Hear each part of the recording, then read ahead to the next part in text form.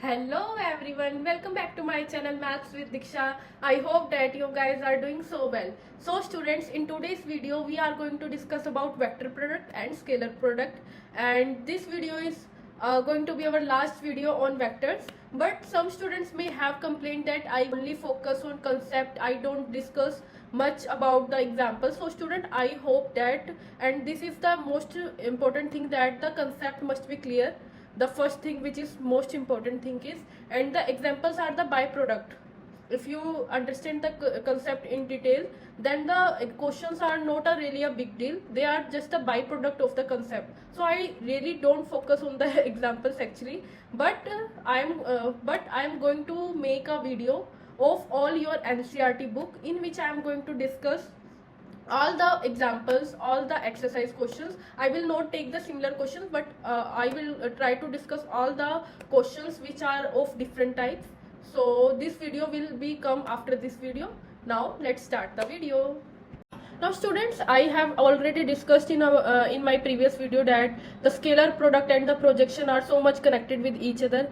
We cannot imagine to discuss about the scalar product without the help of projection, and if one thing that I will explain the projection without the help of scalar product, then this is also impossible. So in my previous video I have discussed about the definition of scalar product, what is a scalar product. Then I have discussed in detail about the projection. Now let's come back to the scalar product.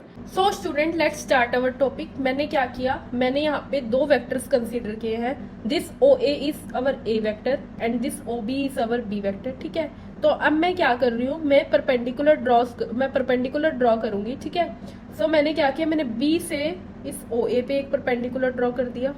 Okay, और मैंने क्या किया, मैंने इस A point से OB पे एक perpendicular draw कर दिया. ये परपेंडिकुलर कुछ यहाँ पे आएगा. ठीक है, सो मेरे पास क्या है, मैंने क्या किया, दो परपेंडिकुलर ड्रॉस किए हैं, तो इसको मैं नेमिंग कर देती हूँ. ठीक है, इसकी मैंने नाम रख दिया, इस पॉइंट को L रख दिया, इस पॉइंट का नाम मैंने M रख दिया. ठीक है, अब स्टूडेंट्स मुझे ये बताओ, आप प्रोजेक्शन के बारे में पढ़ चुके हो ना, तो अब अगर मैं आपसे ये पूछूं कि OL किसके इक्वल होगा, OL, this OL will be the projection of this B vector on A vector. ठीक है, OL क्या होगा, प्रोजेक्शन ही होगा B वेक्टर की ऑन A वेक्टर. तो हमारे पास यहाँ से OL की क्या वैल्यू आ जाएगी, OL will be equal to, किसके इक्वल होगा OL will be equal to magnitude of B vector cos theta. ठीक है, या फिर आप इसे लिख सकते हो OB कोस थीटा के. ठीक है, सिमिलरली अगर मैं आपसे बात करूं, आपसे मैं पूछूं अब कि ये जो आपके पास OM है, दिस OM, ये किसके इक्वल होगा, this OM will be the projection of this A vector on B vector. ठीक है, सो अब यहां से हमारे पास इस OM की क्या वैल्यू आ जाएगी, OM will be equal to magnitude of A vector cos theta. या फिर आप इसे क्या लिख सकते हो, मैग्नीट्यूड ऑफ A वेक्टर को आप क्या लिख सकते हो, OA कोस थीटा, क्योंकि मैग्नीट्यूड किसे बोलते हैं, लेंथ को ही तो हम मैग्नीट्यूड बोलते हैं. बार बार रिपीट किया फर्स्ट वीडियो से अब तक. ठीक है, तो ये दो चीजें हमारे पास अभी यहाँ पे आ गई. ठीक है, तो अब मैं आपसे पूछती हूँ कि A vector dot B vector किसके इक्वल होता है, A vector dot B vector. This is equal to magnitude of A vector dot magnitude of B vector cos theta. ठीक है, अब यहाँ पे ये चीज तो ठीक है, ये इसकी वैल्यू किसकी इक्वल है, magnitude of B cos theta की. इसकी वैल्यू इक्वल है हमारे पास OL के. ठीक है, तो मैं यहाँ पे क्या करती हूँ, इसे तो लिख देती हूँ A वेक्टर का मैग्नीट्यूड इंटू OL. ठीक है, now this will be equal to magnitude of A vector. ठीक है, इंटू ये OL किसके इक्वल था, OL is nothing but the projection of B vector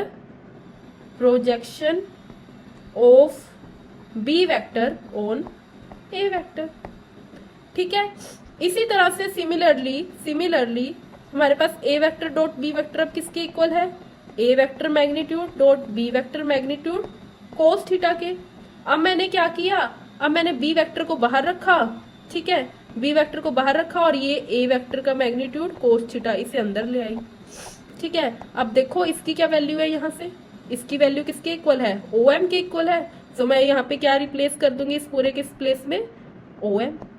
ठीक है, now what is this, this is the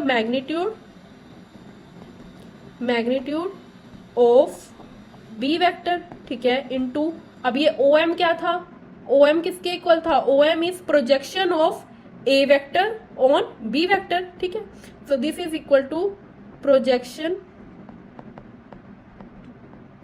of A vector on B vector. ठीक है, so हमारे पास बेसिकली जो डॉट प्रोडक्ट है वो हमें क्या शो करती है कि magnitude of vector A into projection of the other vector on A vector. ठीक है, हमारे पास दो वेक्टर है, फर्स्ट वेक्टर सेकंड वेक्टर, तो उनकी डॉट प्रोडक्ट का मतलब है कि मैग्नीट्यूड ऑफ वन वेक्टर। ठीक है, और आपने प्रोजेक्शन किसकी लेनी है, अदर वेक्टर की ऑन दैट वेक्टर। ठीक है, this is the geometrical interpretation of scalar product. ठीक है, अभी तक आपने देखा कि ए वेक्टर डॉट बी वेक्टर किसके इक्वल होता है, ए vector magnitude B vector magnitude cos theta. अब हम इसे कंपोनेंट की फॉर्म में फाइंड आउट करेंगे कि कंपोनेंट की फॉर्म में हम डॉट प्रोडक्ट कैसे फाइंड आउट करते हैं। ठीक है, तो हम क्या करते हैं, हम दो वेक्टर्स कंसीडर करते हैं। हम ए वेक्टर लेते हैं a one i cap plus A two J cap plus a three k cap. ठीक है, और हमने बी वेक्टर दिया इसी तरह, that is b one i cap plus b two J cap plus b three k cap. ठीक है, ये मैंने दो वेक्टर्स लिए। अब मेरे को इन दोनों की डॉट प्रोडक्ट निकालनी है। ठीक है, ए वेक्टर डॉट बी वेक्टर निकालना है। दैट मीन्स मेरे को क्या करना है, मेरे को इस वेक्टर को इस वेक्टर के साथ डॉट प्रोडक्ट लेनी है। ठीक है, तो डिस्ट्रीब्यूटिव लॉ लगाऊंगी तो मेरे पास क्या आएगा, a one i cap dot ये पूरा वेक्टर। ठीक है, ए वन आई कैप डॉट ये पूरा वेक्टर एज इट इज। ठीक है, उसके बाद मेरे पास क्या होगा, प्लस ए टू जे कैप, अगेन ये पूरा वेक्टर एज इट इज, छोटा कर देते हैं, अगेन ये पूरा वेक्टर एज इट इज। ठीक है, फिर क्या होगा, plus a three k cap, again ये पूरा वेक्टर क्या आ जाएगा, एज इट इज। ठीक है, पहले इस कंपोनेंट को इस पूरे से मल्टीप्लाई, फिर इस कंपोनेंट को इस पूरे से मल्टीप्लाई किया, फिर ये थर्ड कंपोनेंट को इस पूरे से मल्टीप्लाई किया। ठीक है, तो अब यहां से मेरे पास क्या आएगा, क्या करती हूं मैं, अभी हमने प्रॉपर्टी पढ़ी कि जो स्केलर होंगे उन्हें इकट्ठे कर दो। ठीक है, तो मेरे पास क्या आएगा, a one B one i cap dot I cap. ठीक है, plus a one b two i cap dot J cap. ठीक है, प्लस यहां से इसको इससे किया, a one b three i cap dot J cap. ठीक है, प्लस अब क्या करेंगे, ए टू की बी वन से, फिर ए टू की बी टू वाले टर्म से, फिर ए टू की इस टर्म से, तो मेरे पास क्या आ जाएगा, ए टू बी वन, साथ साथ बोलेंगे स्टूडेंट्स, जे कैप डॉट आई कैप प्लस ए टू बी टू जे कैप डॉट जे कैप। ठीक है, प्लस क्या आया next term, A two B three J cap dot के कैप। ठीक है, प्लस अब क्या होगा, अब ये थर्ड टर्म है, ए थ्री को तीनों से टर्म से मल्टीप्लाई करेंगे तो हमारे पास आएगा a three b one k cap dot I cap plus a three b two k cap dot J cap plus a three b three k cap dot के कैप। ठीक है, कौन सी टर्म्स जीरो बन जाएंगी, तो ये डिफरेंट है, ये जीरो हो जाएगी, ये जीरो हो जाएगी हमारे पास, ये टर्म हमारे पास जीरो। ठीक है, ये नहीं होगी। ठीक है, उसके बाद ये टर्म भी हमारे पास जीरो आ जाएगी, ये भी जीरो हो जाएगी, ये भी जीरो हो जाएगी। क्यों आएगी, ये दोनों डिफरेंट है, ये भी डिफरेंट है, ये भी डिफरेंट डिफरेंट डिफरेंट, तो डिफरेंट की डॉट प्रोडक्ट लेंगे यूनिट वेक्टर में तो क्या आ जाएंगी, ये जीरो आ जाएंगी। और ये क्या हो जाएगा, आई डॉट आई वन हो जाएगा। तो मेरे पास क्या बचेगा, a one B one plus A two B two plus a three b three, ये मेरे पास आएगी a vector dot B vector. This is the component form. ठीक है, ये हमारे पास क्या है, scalar product in component form. ठीक है, ये आता है हमारे पास। तो अब ये आपने ध्यान रखना है कि अब आपको हर क्वेश्चन को ऐसे करने की जरूरत नहीं है। आपके पास ए वेक्टर होगा गिवन, आपके पास ये ए वेक्टर गिवन है, बी वेक्टर गिवन है, आपने क्या करना है, इसके फर्स्ट कंपोनेंट को इसके फर्स्ट कंपोनेंट से मल्टीप्लाई करके लिखना है। ठीक है, that is A one B one, फिर प्लस आपने इसका सेकेंड कंपोनेंट लेना है और इसके सेकेंड कंपोनेंट से मल्टीप्लाई करना है, that is A two B two, फिर प्लस लिखना है, फिर इसका थर्ड कंपोनेंट लेना है और इसके थर्ड कंपोनेंट से क्या करना है, मल्टीप्लाई करना है, A3 B3। तो यही तो लिखा हुआ है यहाँ पे मैंने, A1 B1 plus A2 B2 plus A3 B3। ठीक है, सो अब हमारा एक लास्ट टॉपिक बचा है। ठीक है, last but not the least, वो बहुत ईजी है। ठीक है, तो अब हम अपना लास्ट टॉपिक पे चलते हैं, which is angle between two vectors. ये तो हम वैसे डिस्कस कर ही चुके हैं पहले से ही, वही चीज है, कुछ नया नहीं है इसमें। Angle between two vectors. ठीक है, अब मुझे एंगल्स फाइंड आउट करने हैं दो वेक्टर्स के बीच में। तो मैंने क्या किया, ये एक वेक्टर है, अगर मेरे पास ये दूसरा वेक्टर है, ठीक है, इस वेक्टर को मैंने नाम दे दिया ए वेक्टर, OAB। ठीक है, इस वेक्टर को मैंने नाम दे दिया बी वेक्टर, और ये थीटा है। तो मुझे अब इस थीटा की वैल्यू फाइंड आउट करनी है। कैसे फाइंड आउट करेंगे, आपको पता है कि ए वेक्टर डॉट बी वेक्टर किसके इक्वल होता है, this is equal to A vector magnitude B vector magnitude cos theta के। ठीक है, अब मुझे थीटा निकालना है इसमें से, तो मैं क्या करती हूँ, मैंने किया a vector dot B vector over में a vector magnitude dot B vector magnitude. ठीक है, this is equal to cos theta. ठीक है, अब मैं क्या करूंगी, अब मैं ले लूंगी दोनों साइड कोस इनवर्स ले लेती हूँ। ठीक है, तो मेरे पास क्या आ जाएगा, मैं यहाँ पे कोस इनवर्स लूंगी, a vector dot B vector over में a vector magnitude dot B vector magnitude. ठीक है, यहाँ से क्या आ जाएगा मेरे पास, cos inverse of cos theta, मेरे पास सिर्फ थीटा ही बचेगा।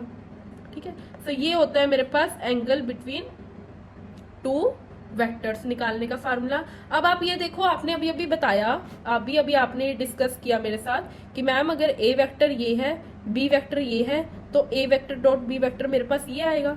ठीक है, तो मैं इसे यहीं पे सब्स्टिट्यूट कर दूं, कोस इनवर्स क्या बनेगा, ये A1 B1 plus A2 B2 plus A3 B3 over में।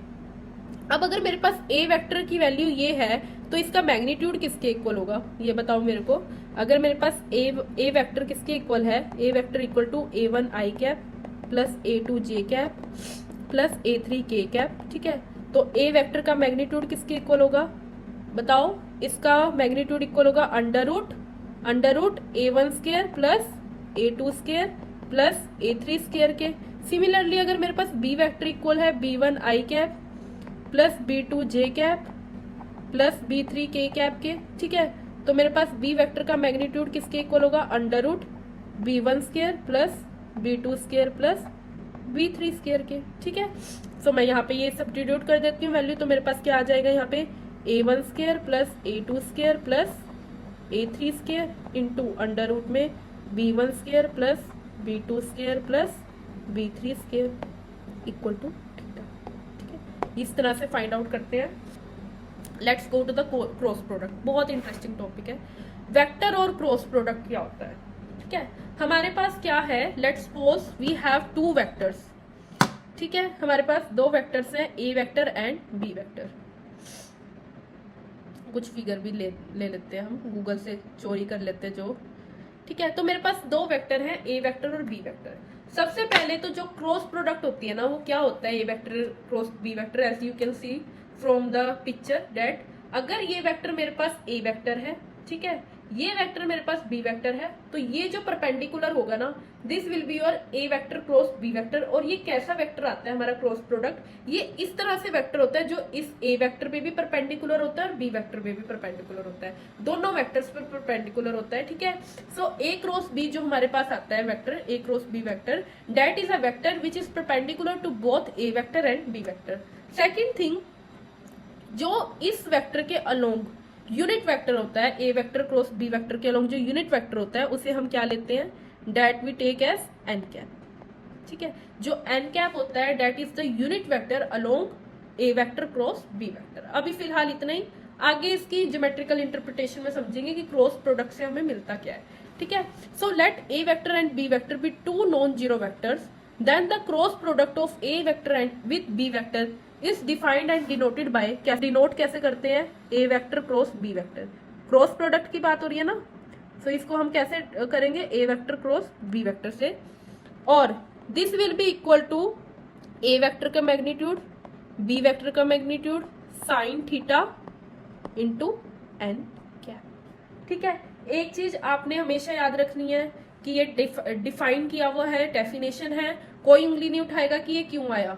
ठीक है, अब यहाँ पे देखो स्टूडेंट्स, ये क्या एक स्केलर क्वांटिटी है?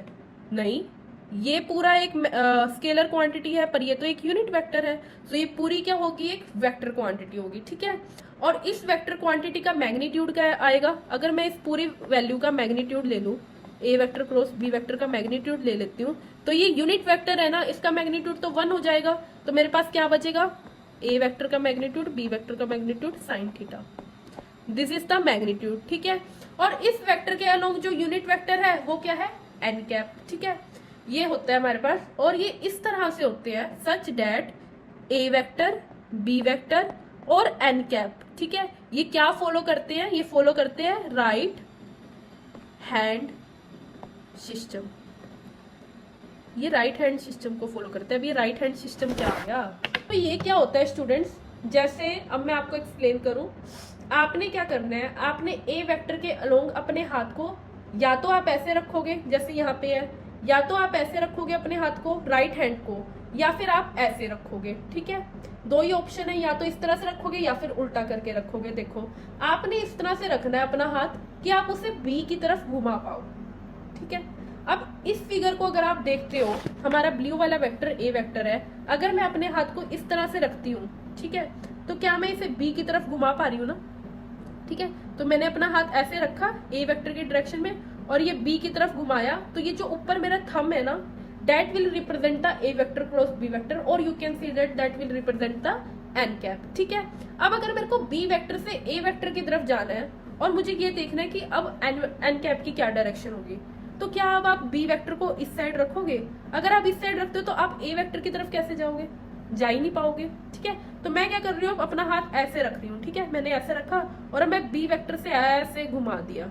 ठीक है, तो ये जो है ना, ये थंब की direction, that will be your N cap. तो इस केस में जो एन कैप की डायरेक्शन है वो डाउनवर्ड्स है। ठीक है, सो स्टूडेंट्स, अब हम चलते हैं अपने ज्योमेट्रिकल इंटरप्रिटेशन पे कि क्रॉस प्रोडक्ट से हमें आखिर मिलता क्या है। ठीक है, तो ये मेरे पास दो वेक्टर थे, ए वेक्टर और बी वेक्टर।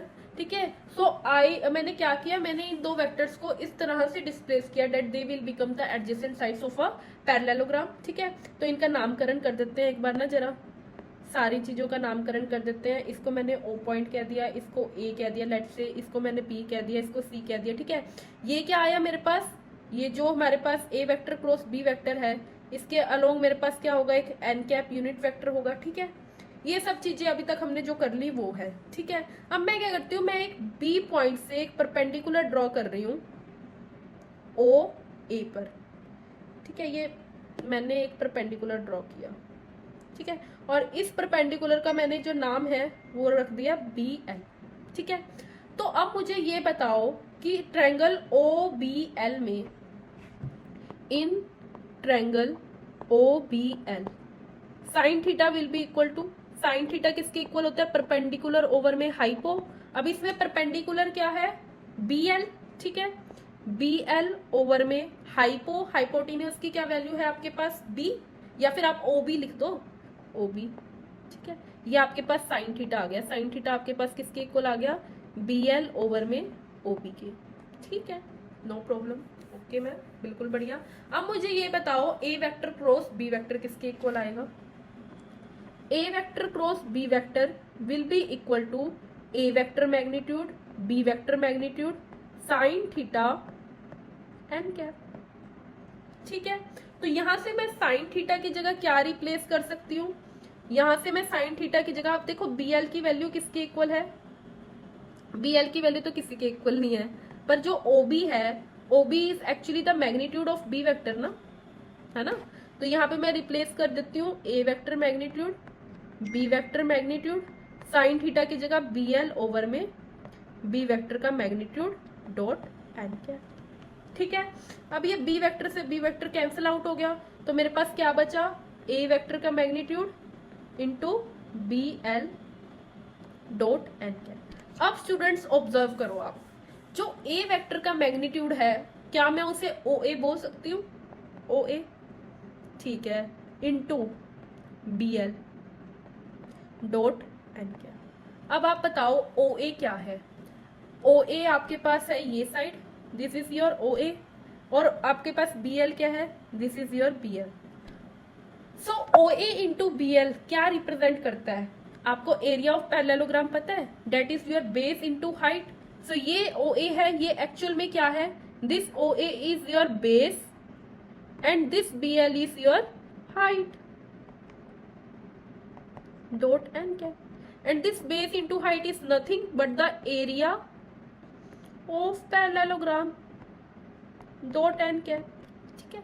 सो स्टूडेंट्स, ये जो a vector cross b vector आपके पास आया है ना, ये वाला वेक्टर, ये एक ऐसा वेक्टर है जिसका मैग्नीट्यूड पता है क्या होगा, इसका मैग्नीट्यूड ये पूरा एरिया होगा, इस पूरे एरिया की जो भी वैल्यू आएगी that will be the magnitude of this vector, और इस वेक्टर का मैग्नीट्यूड मतलब ए वेक्टर क्रॉस बी वेक्टर का मैग्नीट्यूड दिस, ठीक है।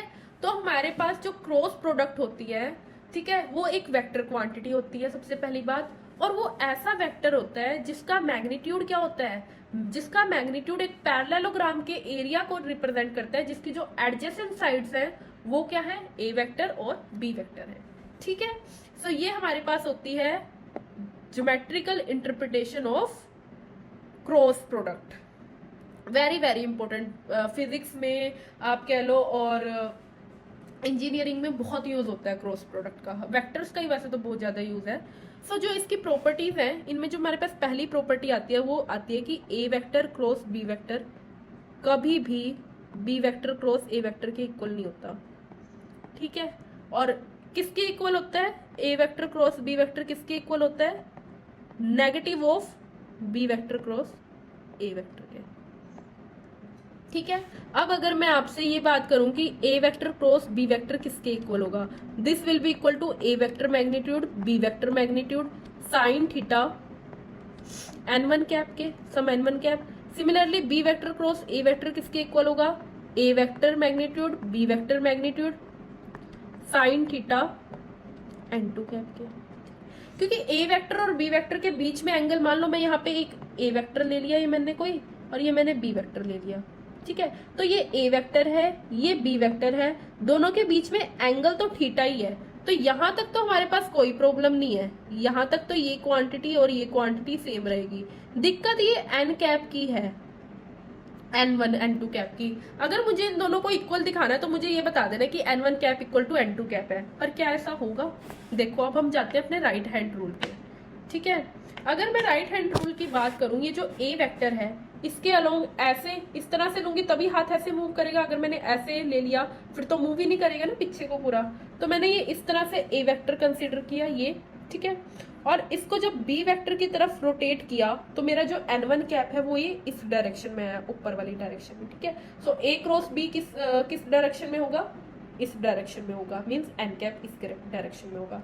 अब अगर मैं B vector cross A vector की बात करूं तो अब मुझे हाथ की अपनी मूवमेंट, क्या अगर मैं ऐसे करूंगी तो पीछे जा सकती हूँ, जा ही नहीं पाऊंगी, तो मेरे को अब अपने हाथ की मूवमेंट ऐसी लेनी पड़ेगी, ठीक है। ये हमारा बी वेक्टर है, इससे मुझे ए वेक्टर पे जब मैं गई तो मेरा जो थंब है वो कहाँ आया, नीचे की डायरेक्शन में आया, तो मतलब कि अब क्या हुआ, अब डायरेक्शन अपोजिट हो गई एन कैप की। सो ये n1 कैप और n2 कैप में क्या रिलेशन है, जो ये n2 कैप है ना, जो ये हमारे पास ये n2 कैप है, this is equal to negative of n1 cap, ठीक है। तो हमारे पास क्या आया, यहां से क्या आ गया कि a vector cross b vector is equal to negative of b vector cross a vector, ठीक है, ठीक है।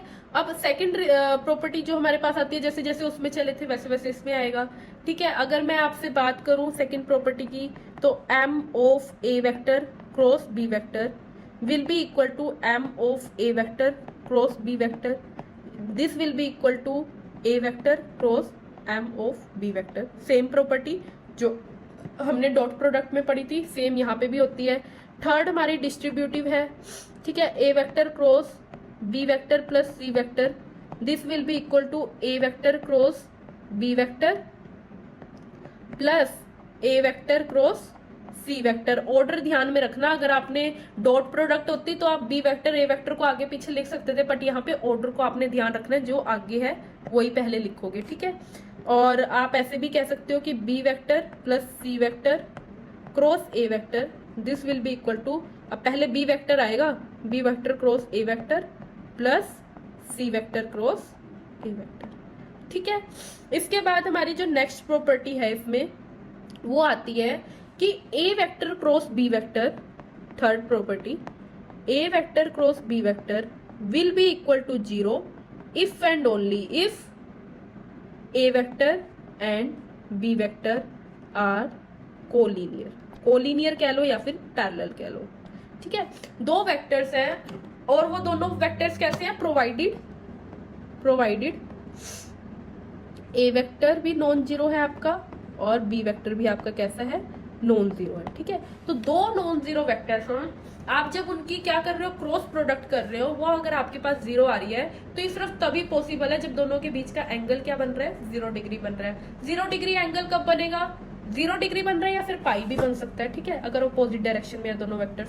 सो ये केस कब हो सकते हैं कि मान लो ये दो वेक्टर्स हैं, ये एक ये दो वेक्टर, ये दोनों आपस में पैरेलल हैं, तो अब इसके बीच का मैं एंगल अगर 0 लूंगी तो मेरे पास क्या आएगा, A vector magnitude B vector magnitude sine theta N cap, ये होगी A vector cross B vector, ठीक है। सो यहाँ से मेरे पास थीटा की वैल्यू क्या आ जाएगी, 0। So A vector B vector sine 0 N cap, और ये किसके इक्वल हो जाएगी, 0 के, ठीक है। अगर पैरेलल ना लेके मैं दोनों को सेम स्पॉट में ले लूंगी तब भी दोनों का एंगल 0 होगा, अगर दोनों ऑपोजिट डायरेक्शन में होंगे तो भी दोनों 0 ही देंगे, ठीक है। दोनों के बीच का एंगल मतलब क्या है, पाई है यहाँ पे दोनों के बीच का एंगल, तो इस केस में भी साइन पाई भी हमारे पास 0 ही होता है, ठीक है।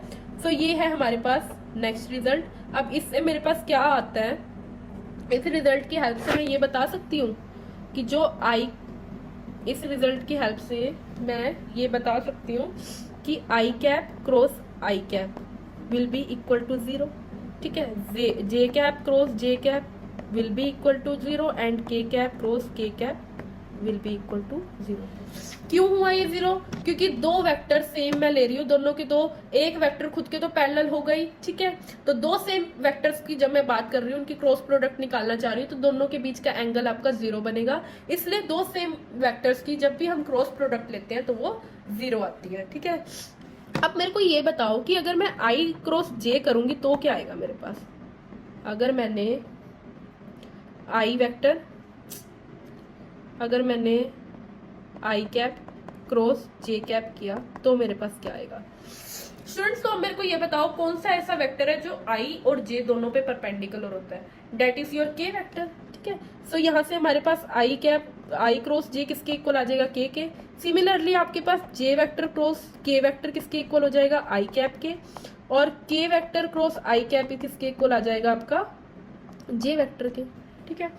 अब आप मुझे ये बताओ कि आई क्रॉस जे तो के इक्वल है, क्या जे क्रॉस आई भी के इक्वल होगा, नो। हमें पता है आई क्रॉस जे किसके इक्वल होता है, नेगेटिव ऑफ जे क्रॉस आई के, सो यहाँ से ये किसके इक्वल हो जाएगा, नेगेटिव ऑफ के कैप के।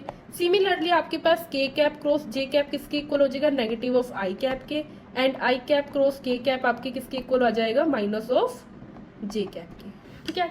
तो इसको याद रखने के लिए हम क्या करते हैं, इसको याद रखने के लिए हम साइकिल का यूज करते हैं, साइक्लिक ऑर्डर में चलेंगे ये सारे। यहाँ पे मान लो आपने क्या ले लिया, यहाँ पे मान लो आपने आई ले लिया, ठीक है, ये आपने जे ले लिया, ये आपने के ले लिया, ठीक है। तो जे डॉट के आई आएगा, के डॉट आई जे आएगा, जे डॉट के आई आएगा, ठीक है। बट अगर आप इसे क्लॉकवाइज घुमाओगे, इस तरह से लेके चलोगे तो नहीं होगा, आई क्रॉस के आपका माइनस जे आएगा, ठीक है। तो आपने किस तरह चलना है, ये एंटी क्लॉकवाइज डायरेक्शन में, ठीक है, साइक्लिक ऑर्डर में चलेगा, साइक्लिक ऑर्डर में, ठीक है। तो ये हमारे पास होता है रिजल्ट। और हमारे पास क्रॉस प्रोडक्ट से रिलेटेड यही आता है, जैसे हमने यहाँ पे एरिया ऑफ पैरेललोग्राम निकाला ना, एरिया ऑफ पैरेललोग्राम हमारे पास बेसिकली किसके इक्वल होगा, magnitude of A vector cross B vector के, ठीक है। तो अब अगर मैं क्या करूं, अब मैं क्या करती हूं, मैं इस पॉइंट को इस पॉइंट से ज्वाइन करके एक ट्रायंगल बना देती हूँ, ठीक है। तो अब अगर मेरे को इस ट्रायंगल का एरिया फाइंड आउट करना है तो वो किसके इक्वल होगा, ठीक है, वो किसके इक्वल होगा, that will be equal to half of the whole area, ठीक है। तो एरिया ऑफ ट्रायंगल अगर मैं इसे ओ ए बी नाम दे दूं तो ये होगा O A B, this will be equal to हो जाएगा half of area of parallelogram, ठीक है। तो इस तरह से हम एरिया ऑफ ट्रायंगल निकालते हैं। अगर मेरे को किसी ट्रायंगल का एरिया निकालना है तो क्या होगा, वो बेसिकली उसकी हेल्प से हम एक पैरेललोग्राम तो बना ही सकते हैं ना, ठीक है। तो हम एरिया ऑफ ट्रायंगल कैसे निकालेंगे, half of area of parallelogram, और हमें पता है एरिया ऑफ पैरेललोग्राम क्या होता है, magnitude of A vector cross B vector होता है, ठीक है। एक ये रिजल्ट था इसमें जो हमें पता होना चाहिए। तो अगर मैं बात करूं vector product in terms of components की, ठीक है, मान लो मेरे पास एक ए वेक्टर दे रखा है, मान लो मेरे पास ए वेक्टर दे रखा है a1 आई कैप प्लस a2 जे कैप प्लस a3 के कैप। सिमिलरली मेरे पास बी वेक्टर दे रखा है b1 I cap plus b2 J cap plus b3 K cap. तो मेरे पास a vector cross b vector किसके इक्वल होगा, this will be equal to this, ठीक है। और क्रॉस प्रोडक्ट में क्या लेंगे हम, इस वैल्यू को, ठीक है, और बीच में क्या आ जाएगा, क्रॉस, ठीक है। तो अब मैं इसकी क्रॉस प्रोडक्ट के लिए क्या करती हूँ, दोनों को मल्टीप्लाई करती हूँ, इसको इसके साथ पहले पूरे के साथ, फिर इसको इस पूरे के साथ, फिर इसको फिर से इस पूरे के साथ, ठीक है। तो मैं लिखती हूँ a1 आई कैप क्रॉस ये पूरी क्वांटिटी, और इस पूरी क्वांटिटी को मैं कॉपी कर लेती हूँ, कॉपी, ठीक है। तो यहाँ से ये आ जाएगा मेरे पास ये पूरी क्वांटिटी, ओहो ये आ जाएगी यहाँ पेस्ट, ठीक है, ये आ गया मेरे पास। अब सिमिलरली प्लस a2 जे कैप क्रॉस, अब फिर से ये पूरी क्वांटिटी आ जाएगी यहाँ पे मेरे पास, पेस्ट, छोटा कर दो, ठीक है, प्लस सिमिलरली a3 के कैप अगेन पेस्ट इस पूरे के साथ, ठीक है स्टूडेंट्स। तो अब क्या करते हैं, अब हम करेंगे इसके हर कंपोनेंट को इसके साथ इसके साथ इसके साथ क्रॉस प्रोडक्ट लेंगे, ठीक है। तो मेरे पास यहाँ से क्या आएगा, a1 b1 I cap cross I cap, ठीक है, plus a1 b2 I cap cross J cap plus a1 b3 I cap cross के कैप, ठीक है, plus a2 b1 J cap cross I cap. Guys order का ध्यान रखना, ये नहीं कि आप कहीं पे भी आई कैप लिख रहे हो कहीं पे भी जे कैप, पहले जे कैप था तो जे कैप यहाँ पे भी फर्स्ट टाइम आएगा, फिर आई कैप है तो यहाँ पे क्रॉस में आई कैप बाद में आएगा, ठीक है। Plus a2 b2 J cap cross J cap plus a2 b3 J cap cross के कैप, ठीक है, plus a3 b1 K cap cross I cap plus a3 b2 K cap cross J cap plus a3 b3 K cap cross के cap. Students अब आपको पता है कि जब हम दो सेम वेक्टर्स की क्रॉस प्रोडक्ट लेते हैं तो वो जीरो हो जाती है, तो यहां से क्लियरली ये वेक्टर, ठीक है, और एक ये वाला वेक्टर और एक ये वाला वेक्टर, ये तीन तो क्या हो जाएंगे, जीरो हो जाएंगे। आपके पास अल्टीमेटली अब क्या बचेगा, आपके पास क्या आएगा, a1 b2। अब बताओ आई जे के तीनों साइकिल में चलना चाहिए, तो आई क्रॉस जे किसके इक्वल होगा, के कैप के, तो यहां से आ जाएगा के कैप, ठीक है, प्लस a1 b3। अब आई क्रॉस के किसके इक्वल होगा, ये क्या है, देखो ये कुछ इस तरह से नहीं जा रहा, ये जाना तो चाहिए था के क्रॉस आई, ठीक है, जा रहा है आई क्रॉस के, किस डायरेक्शन में जा रहा है, क्लॉकवाइज डायरेक्शन में, तो ये किसके इक्वल होगा, क्लॉकवाइज के केस में माइनस जे कैप के, ठीक है। So this will be equal to minus of J cap, okay. अब इधर चलते हैं, प्लस a2 b1, अब जे आई ये भी ऑपोजिट है ना, आई जे होना चाहिए था बट क्या है, जे आई है, तो this will be equal to minus of K cap, ठीक है, प्लस a2 b3 जे के ये ऑर्डर में है, आई जे के में जे के ऑर्डर में है तो इसका आ जाएगा पॉजिटिव आई कैप, ठीक है, प्लस a3 b1। अब के के बाद क्या आएगा, आई जे के, फिर के बाद आई आएगा, तो के आई भी क्या है, ऑर्डर में है, तो ये भी पॉजिटिव ही रहेगा जे कैप, ठीक है, प्लस a3 b2।